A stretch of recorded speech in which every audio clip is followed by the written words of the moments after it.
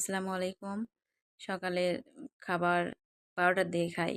ছোট বাচ্চা নিয়ে জীবন চলা অনেকটা কঠিন। তারপরেও তাড়াতাড়ি খাইয়ে নিচ্ছি। আবার কাজ আছে। দুপুরে আবার রান্না করা লাগবে। তারপর আবার বাচ্চাকে সামলান লাগে। সব দিকে খেয়াল করা লাগে। টাইমের সঙ্গে চলতে হয়। এই তো জীবন। সকাল থেকে শুরু হয় যুদ্ধ করতে, করতে রাত ১১টা পর্যন্ত।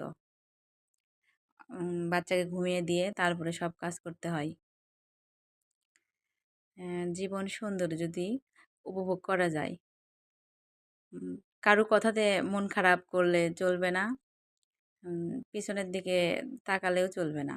সামনের দিকেই তাকান লাগবে।